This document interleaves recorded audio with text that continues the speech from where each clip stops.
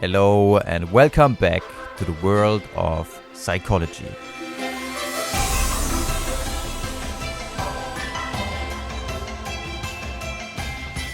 Delay of gratification, nature or nurture?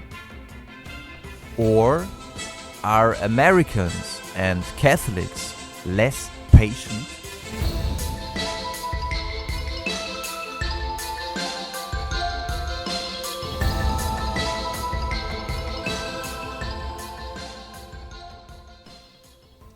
After we have heard in the last episodes that the ability to delay gratifications, do I go for the one marshmallow right now or do I wait to get the second marshmallow?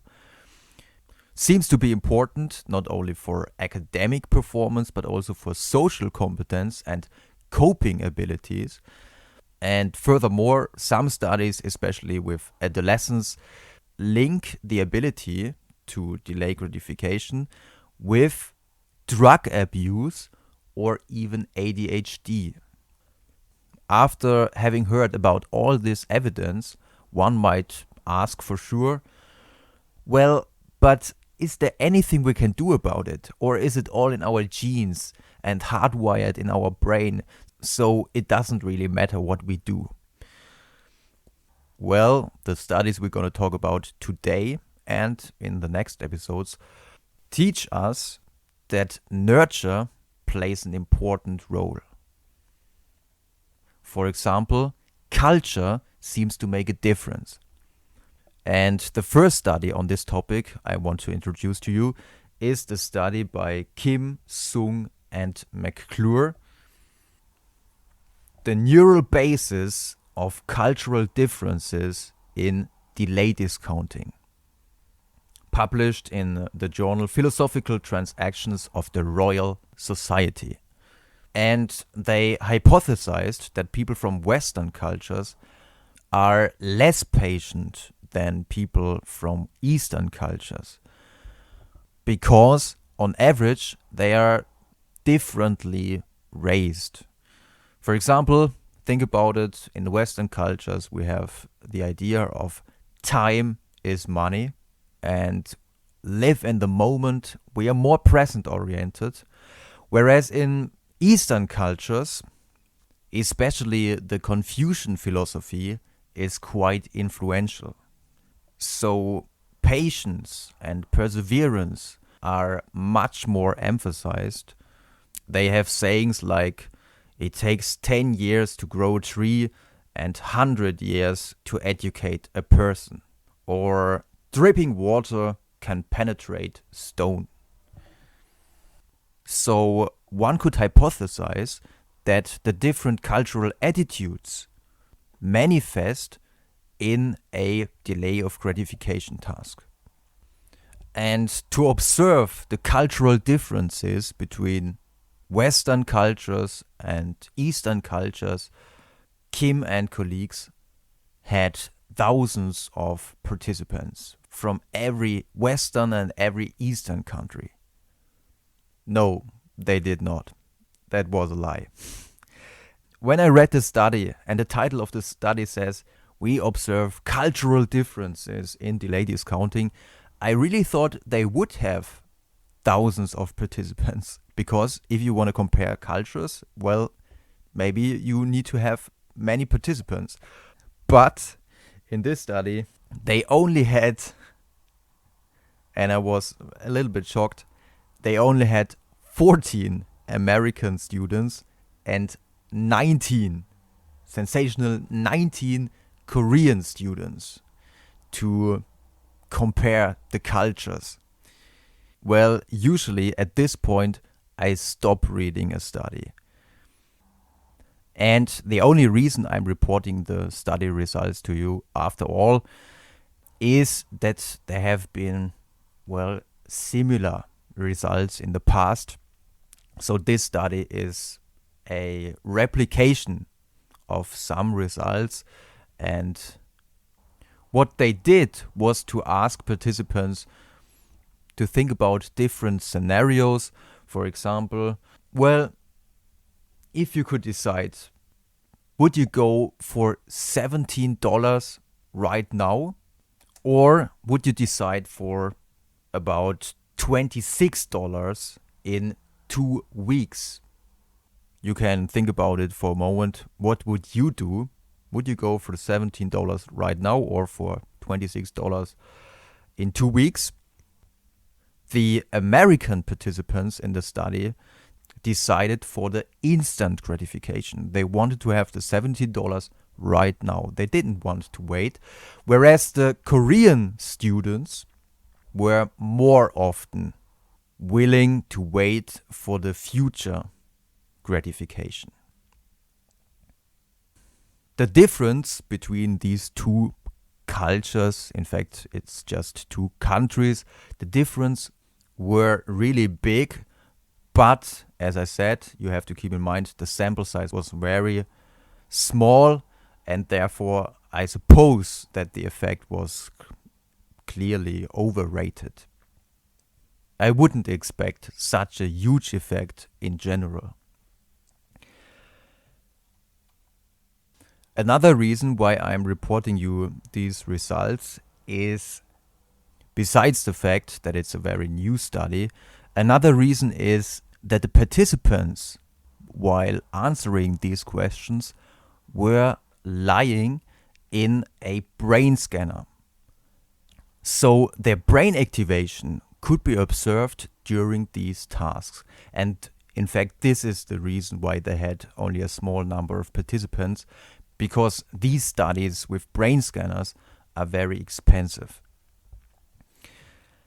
And they found that the area of the brain that seems to be responsible for the cultural differences is not the prefrontal cortex, which is commonly known as the area for self-control.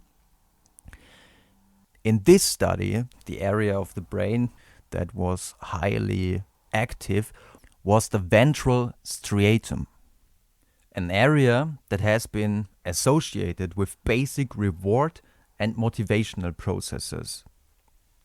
So maybe the differences between Koreans and Americans were not due to self-control, but more due to emotional responsivity.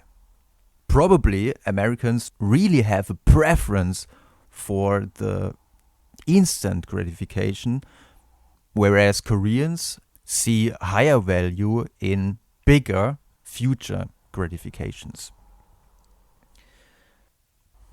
Nevertheless, some might say that's no evidence for cultural influences on the ability to delay gratification at all, because maybe their brains were all different from the beginning. Maybe the Korean gene pool leads to a brain hardware that prefers future gratifications.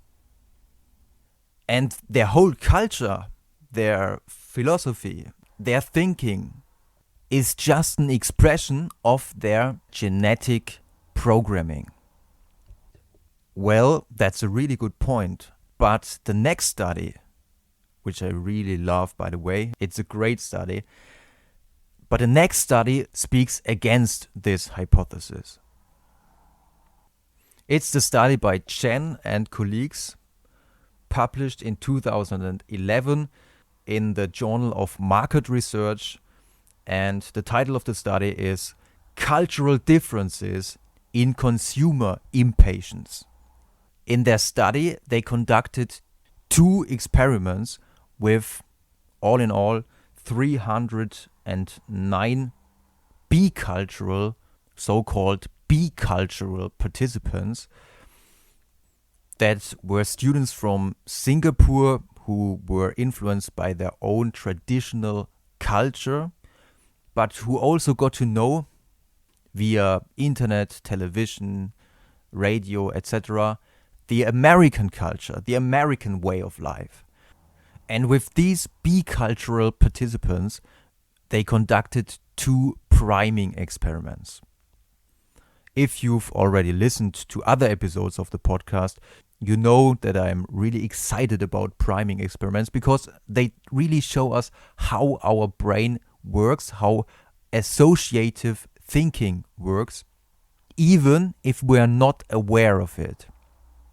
So in short, in priming experiments, experimenters try to activate certain networks in the brain of the participant without him noticing it. And as these networks are activated, the participants, that's the hypothesis, should behave differently in a following task, of which they think it's not at all linked to the task they worked at before. So in this study, the experimenters tried to activate the American culture network in the brain of the participants by showing them different pictures of the American culture, like the Statue of Liberty, Mickey Mouse, the Lincoln Memorial, Marilyn Monroe, etc. And they told them, well, it's a memory test. Try to remember as many pictures as possible. And in fact, the participants were really tested, so they really had to write down what they had seen before. And after that, they were told, well, there is another experiment for you. Here we have an online shop and an interesting book for you. But there are two options how this book can be delivered to you. You can either choose the standard delivery, which costs $2.99, and you will get the book on average in 5 days. Or you can go for the 1-day delivery. So you will have the book the next day. But just tell me, how much would you pay for this 1-day delivery? And surprisingly, the participants that had to solve a memory test with icons of the American cultures were willing to pay on average $8.30, whereas participants that were shown pictures of their own culture, pictures of the culture of Singapore, they were only willing to pay $6.50. So this was a really huge effect just by activating different cultures and ideas in their brain. And in fact, I wonder if this would work with me as well. And if it works with you, maybe we get impatient when we are presented with pictures of Western culture. And maybe we get more patient if we see pictures of Eastern culture. So if you are a psychology student and you are still looking for a topic for your bachelor or master thesis, try to replicate those results because they are really interesting and surprising to me. And I wonder if this works with other participants as well. That it works with bicultural students from Singapore was shown for a second time in their second experiment, which they conducted because they hypothesized that some skeptics might say, well, maybe it's all about consumerism. Maybe these American pictures make you willing to spend more. So in the second experiment, they changed some variables.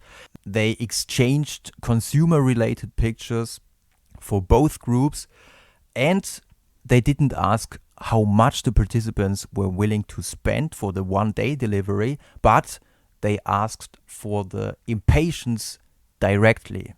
So, for example, they had an item like, and now I quote from the study, "Right now, I would like to get a copy of the novel as quickly as possible." And then you had to say, I agree, no, I don't agree, etc. And again, the US prime, the activation of the American culture made participants less patient. They really wanted to have the book right now. So this study design, this priming design, excludes the possibility of different brains, and it tells us that culture really seems to have an influence on patience and impatience in delay of gratification scenarios.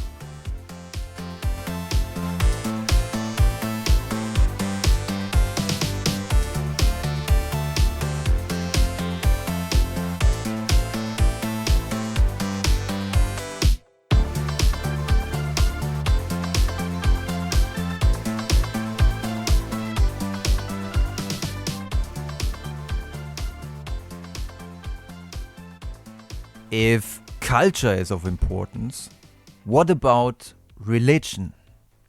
Does it make any difference whether I'm an atheist, an Catholic, Calvinist, or an Buddhist? And maybe or probably some cultural effects are effects of religion. One nice study, and the last study for today, was published by Paglieri and colleagues in 2013 in the journal Psychological Research. And I really like the title of the study, Heaven Can Wait: How Religion Modulates Temporal Discounting. In this study, they compared 89 Dutch students, of which one half were atheists and the other half were Calvinists, with 90 Italian students, which were either atheists or Catholics. Again, participants were given different scenarios. Would you either choose $25 right now, or would you prefer to get $30 after 25 days? And of course, the numbers varied from item to item to be able to calculate a discount rate. First of all, they found a culture effect or a country effect. Italian students were less willing to delay gratification than Dutch students, but the difference between the two countries was explained by religion. So between the Italian atheists and the Dutch atheists was no significant difference. The biggest difference was observed between the Italian Catholics and the Dutch Calvinists. So it seems like the cultural differences were driven by the religion in the country. But why should Calvinists be more patient than Catholics? Well, maybe because the Calvinist religion emphasizes the importance of hard work. It's already clear who is chosen by God. They have the idea of predestination. But if you work really hard, and this includes the idea of being patient, this is a sign that you are probably among the chosen ones. So, to sum this up, whether we go for the instant gratification or the bigger gratification in the future is probably not just hardwired in our genes, but also depends on nurture. And besides culture and religion, there are of course also other influence factors which we will cover in the next episodes.